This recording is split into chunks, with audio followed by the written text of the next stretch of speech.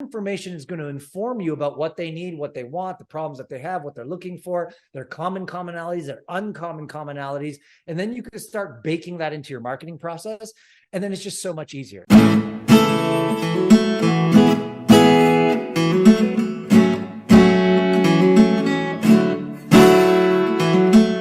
Three outcomes. A, they take your information and they don't do anything with it. So you don't lose. They lose, but you don't lose. You've provided goodwill. They take your information and they do something with it. So now you've built great goodwill and they like you and they appreciate you, and they would have never been a client of yours anyway. So who cares? Because they're going to go out and do that. Or they see your information and are like, that's amazing. I ain't ever going to do anything with it. I need you to help me do it. How do we hire you? And then you get a client and you both win. So like in either case, all three of those outcomes, there's no downside to being the most valuable giver in your marketplace. And especially if, again, you're not making your money off the actual information itself, you win. Because if someone's deciding, should I go with that person who's going to help get me Google reviews and that person, and you're the person who says, let me just show you how to do all this if you want to do it on your own. And that person's like, no, you got to hop on a call with me. I'm not going to tell you my secrets. It's not going to work. Who are they going to choose? Yeah, of course. Clearly they're going to choose you. Yeah. So it's a win for everybody if you just consider it from that perspective. I'd love to just hear your thoughts, because I kind of hinted at this, but I found this when we started implementing your kind of methodology, that once our ads became gives, our whole ad writing process got dramatically simpler in what we had to test. Because instead of thinking how can I get somebody on my list? How can I get them to opt in? How can I get them to buy my thing? Instead I'm going, how can I give this away and put this in as many hands as possible? Yeah. And as a result, the offer itself, what you're actually giving away has real inherent value. I mentioned the one earlier, but if you're a lawyer and your entire business model is based on referrals, and we just gave you 26 ways that you can, one little tweak here or there, you can get more of them and drive more of your business intentionally for that. It's it's an easy ad to give away. So I'd love to hear some of your kind of your process for going into how do you write these great, because you're working with a lot of the, for those of you guys who don't know Nicholas, I won't name drop, but a lot of the A-listers, the people spending big kind of money that are not just running little $10 a day kind of ads trying to get a few opt-ins, but the challenges of how do we scale $100,000 a day kind of ad spend, and you're doing it for those kind of people. I would love to hear a little bit just your methodology when you sit down with a client and you think about actually putting their stuff into the world, and how you kind of, even just what's your approach for all of that. Yeah, I love that question. And again, what I love about the question is then again, it goes back to being customer centric, right? Because the question is not hey, we have all these assets and all this information. How do we properly structure it in a way where we could just give it out? That's one way to look at it. But if you go customer first, customer centric, and here's the tricky thing that I notice about a lot of entrepreneurs who are selling stuff online, they start with themselves. It's I created this cool little product, whether it's a trinket, a widget, an information piece, an agency, a service, or whatever. I've got this thing. And now they're how do I stuff it down the throats of everybody in my marketplace? That's pretty much the question we both get daily, just so you know. I got a thing. How do I ram it down their throat? Basically, they may not say it like that, but it's essentially, I've got this thing and how do I sell the hell out of it, right? Yeah.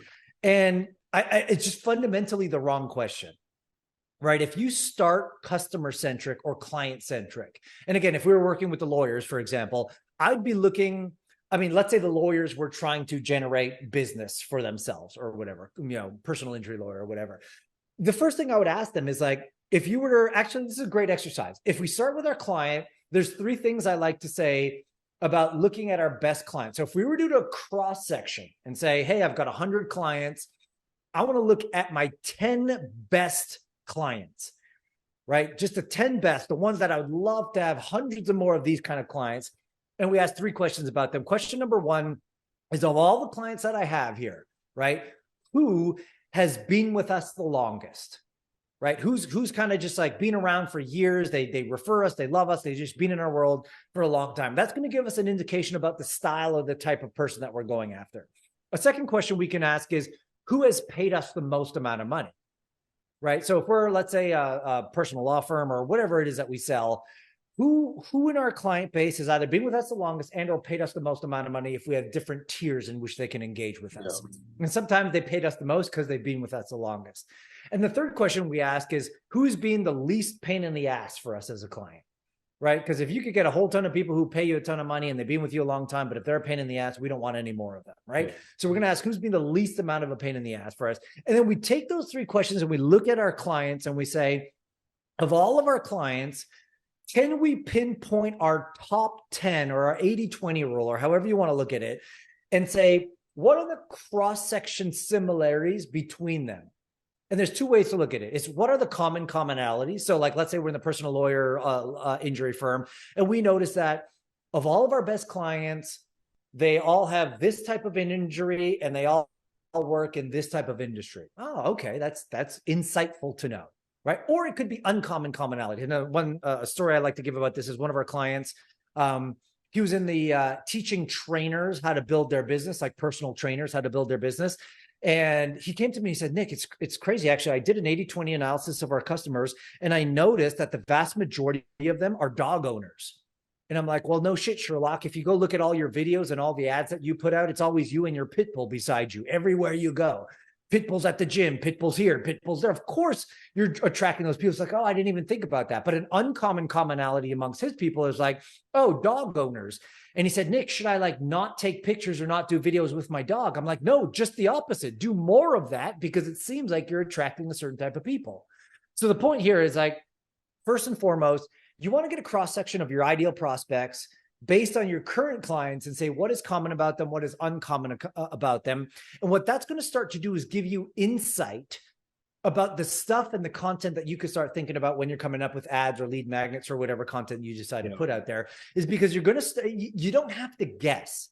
It's like, if we all know that they're dog owners who live in a certain part of the city, who carry a certain political affiliation, and they're all in this industry or whatever, you're like, okay, well, then it's very easy for me to come up with a lead magnet that speaks specifically to those people. And it's very easy for, in my marketing, whether they're videos or images or whatever, to craft an environment that further attracts those kinds of people. Yeah. So the whole point of this, the long way to say it is, again, customer first. Like, look at your customers, look at your best customers and or clients, see what's true about them. That information is going to inform you about what they need, what they want, the problems that they have, what they're looking for, their common commonalities, their uncommon commonalities. And then you can start baking that into your marketing process.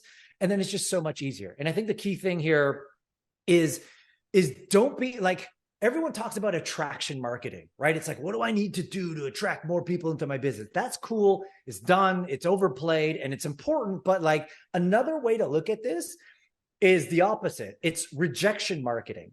I want to be a hell no to the people who are just not aligned with my values and my ethos. But I want to be a hell yes to the people who are. I don't want in-betweeners. I don't want to be like, oh yeah, Nick's kind of a cool guy and He's okay. he's got some good content.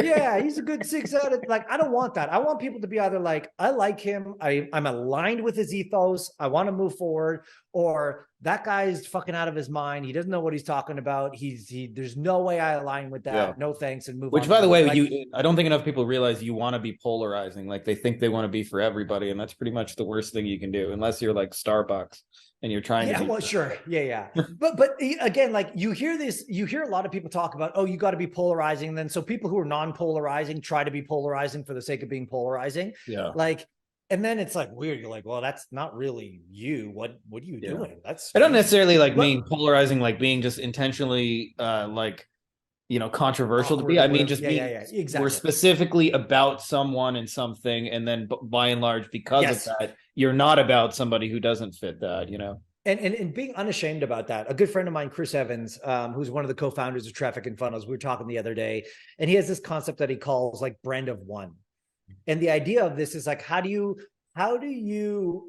balance the juxtapositioning of big brands and wanting to build your business in a law firm and this or an agency or whatever it is that you do, with the recognition that today, in today's day and age, personal branding has an important role to play. What you notice is most people lean one side to the other. They're all personal brand, or they're all like business, and they haven't found that connection of what he called brand of one, or the brand of one. But the idea here, and I think the best advice we could give to people who are thinking about like how to be polarizing or how to make a stand is just like, what do you stand for? And don't be be unashamed about it. If you're a dog person, just own it. Like, Yeah. I love dogs. Oh, dogs. If you're a cat person, own that. But like, well, what if I offend the non-cat owner people who just know, like, they're not going to want to do business with you anyways. Yeah, exactly. So like, whatever your ethos is, if it's political, maybe political. Now, let me just say, I've had some friends go too far. Like during COVID, all of a sudden they're fitness trainers, and then all they were talking about is like anti-masking or whatever. I'm like, dude, that's cool. You have a place you want to, stake your claim in the ground. So be it. Whatever. Don't wear mask. I don't care. But like, make sure it's in line with kind of like, whatever it is that you do in business. But the point is, like, know what you stand for on all fronts, and then just kind of stand strong in that place, whatever your belief is, and know that it's okay if other people don't believe in that same ethos as you, because again, they would have never done business with you, but the people who do line up with that ethos are going to be all in and going to want to play with you anyway. So like, just be comfortable doing that. Guys, if you like this video, you're also going to want to grab some free bonuses, which you can get at our website, Beyond Agency Profits. To make it easy for you, I've put the links to it in the description of this video, as well as pinned in the top comment. And we've got a couple of awesome things. This is what you'll get after you sign up. You get some of our best training, how we're closing clients over Loom videos, how we sometimes sign clients that is not a misprint for under $5 US, how to demonstrate your value in like amazing ways, trainings, how to have your clients write the best copy of your life, how we're closing without phone calls, campaigns that we've generated for clients that have done over $100,000, as well as scripts you can use to get conversations going with clients in under 10 minutes. All you got to simply do is go there, enter your name and email address, and then this is what you'll see on the other side. So if that's interesting to you, make sure to click the links below, and I will see you on the other side.